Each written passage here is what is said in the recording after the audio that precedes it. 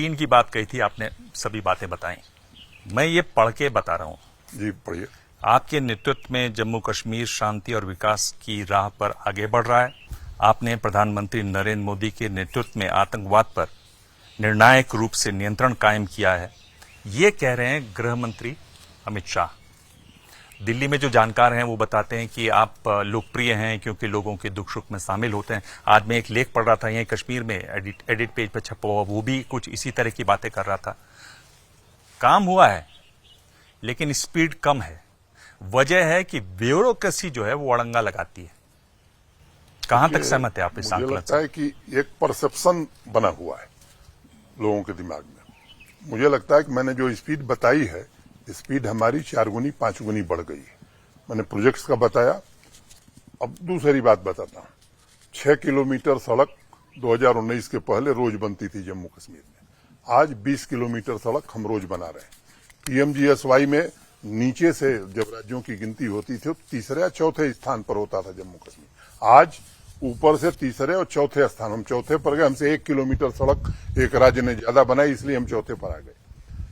मैकडमाइजेशन, शायद आप वो उस टर्मिनोलॉजी से नहीं परिचित होंगे, हमारे कश्मीर के साथी सब जानते हैं। मैंने ब्लैक टॉपिंग जिसे कहते हैं, 2200-2300 किलोमीटर होती थी, अभी 7500 किलोमीटर हो रही है। तो मैं समझता हूं कि एक गलत धारणा लोगों में बनी हुई है कि ब्यूरोक्रेसी अड़ंगा है। और दूसरा, मुझे एक बात मालूम है कि घुड़सवार जैसा होता है घोड़ा वैसा ही चलता है। तो मुझे लगता है कि ब्यूरोक्रेसी मेरा पूरा सहयोग कर रही है और अनेक क्षेत्रों में हमने बड़ी उपलब्धियां हासिल की हैं। देश के सम्माननीय गृहमंत्री जी ने जो बात कही है, मैं समझता हूं कि वो देश के गृहमंत्री हैं, अनुभवी राजनेता हैं, तो उस बात को आपको भी मानना चाहिए। मुझे मानना चाहिए। चलिए, अरे तो इसका मतलब एक आध घोड़े खच्चर भी तो निकलते हैं। देखिए, एक बात समझिए, ये आप पर निर्भर करता है कि आप अपने संवाददाता को कैसे ठीक से आगे बढ़ना सिखाते हैं। मुझे लगता है कि समाज में हर प्रकार के लोग हैं। अगर कोई थोड़ा कमजोर है तो उसका हाथ पकड़ के उसे तेज गति से आगे बढ़ाना, ये मैं समझता हूं कि किसी भी पर कोई ये समझे कि भाई संस्था ये के प्रमुख या अभिभावक का काम है, वो काम हम करते हैं। इसके बावजूद विरोध की आवाजें हैं, ऐसे लोग हैं जो विरोध करते हैं। ईश्वर का भी विरोध करने वाले लोग हैं। तो ऐसी कोई व्यवस्था दुनिया में नहीं है जिसका विरोध नहीं होता है। लोग और हमारे यहाँ देश में तो मैं समझता हूं कि इसका स्वागत होना चाहिए। लोकतंत्री व्यवस्था में अगर विरोध के स्वर न उभरे तो मुझे लगता है कि अच्छी बात नहीं है। लेकिन मैं कह सकता हूं, सामान्य रूप से एक बात कह सकता हूं, यहाँ की आवाम सामान्य रूप से ये समझती है कि बेहतर प्रशासन चल रहा है, उनके सुख दुख की सुनवाई हो रही है, उनके पास प्लेटफॉर्म है और अनेक काम इस तरह के हमने किए हैं। और विरोध अगर कोई करता है, वाजिब विरोध है, तो मेरी पूरी आस्था है, ऐसे लोगों से मैं संवाद करने के लिए तैयार हूं। विरोध वाजिब होना चाहिए। विरोध के लिए विरोध, ये जो नई प्रथा चल पड़ी है, मुझे लगता है दिक्कत वहां पैदा होती है। हिज एक्सलेंसी, मेरा सवाल ये है कि जो क्वालिटेटिव चेंज जो अनएम्प्लॉयमेंट में, आपको लगता है कुछ अनएम्प्लॉयमेंट काफी है यहाँ सर, तो कुछ लगता है कुछ क्वालिटेटिव चेंज है? जैसे हमें इन्वेस्टमेंट्स, जैसे एक प्रॉमिस किया गया था कि नए जो जितने भी बिग बिजनेस हाउसेस है वो यहाँ इन्वेस्ट करेंगे आफ्टर एब्रोगेशन ऑफ आर्टिकल 370, और उनको एक स्पेस दी जाएगी यहाँ, उनको यहाँ उनको अट्रैक्ट किया जाएगा। और आपको लगता है कि कुछ ऐसा कुछ बदलाव आया और कितने हमारे यहाँ एस्टैब्लिश हो गए, या किसी ने अपनी इच्छा जाहिर की, बड़े बिजनेसमैन ने, कि यहाँ एक इंडस्ट्री लगाए ताकि अनएम्प्लॉयमेंट यहाँ दूर हो जाए? सर, जहां तक इन्वेस्टमेंट का सवाल है, सलीम भाई आप बड़े सीनियर जर्नलिस्ट हैं और लंबे समय से जम्मू कश्मीर को देख रहे हैं। आजादी के बाद से लेकर 1 साल पहले तक यहाँ प्राइवेट इन्वेस्टमेंट 14,000-15,000 करोड़ का आया था। आपको मालूम है कि 1.5 साल पहले एक new industrial scheme Jammu Kashmir के लिए हम लोगों ने लॉन्च की थी भारत सरकार की सहायता से। और मैं ऑन रिकॉर्ड ये बात कहना चाहता हूं कि उस स्कीम को बनाने में देश के गृह मंत्री श्री अमित शाह जी ने बड़ी व्यक्तिगत रुचि ली थी। स्कीम हमने ऐसी बनाई है, इंसेंटिव इस तरह के दिए हैं कि देश के किसी हिस्से में इस तरह का इंसेंटिव नहीं है। मैं फिर जोर देके कह रहा हूं, देश के किसी राज्य में, जो डेवलप्ड राज्य हैं, उनमें भी इस तरह का इंसेंटिव नहीं है। पहले यहां चर्चा हो रही थी कि साहब यहां कौन आएगा।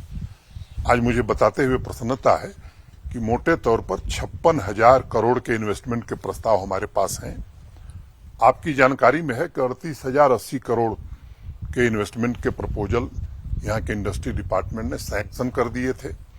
उसकी ग्राउंड ब्रेकिंग सेरेमनी माननीय प्रधानमंत्री 24 अप्रैल को जब जम्मू के पल्ली गांव में आए थे तो कर दी गई। कई लोगों का काम काफी तेज गति से बढ़ा है।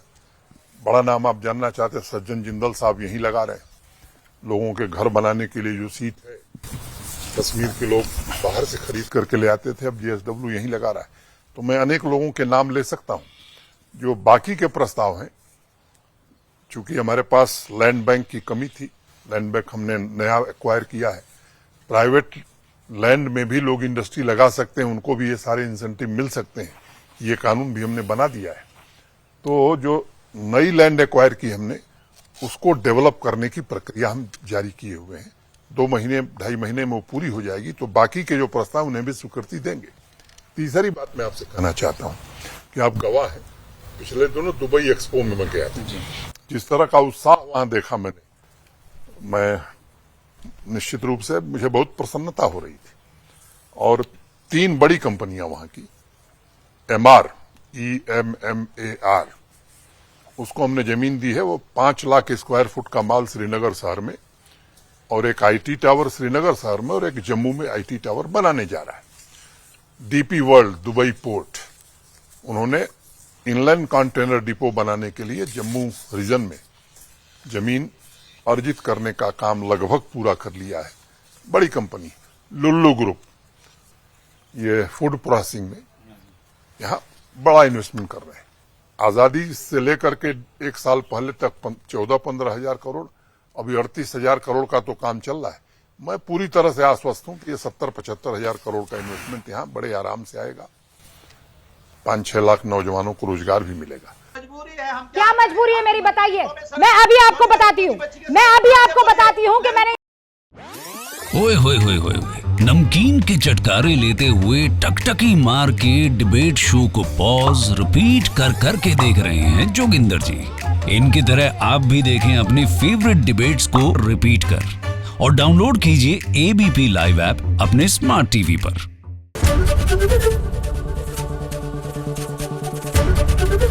एबीपी न्यूज आपको रखे आगे।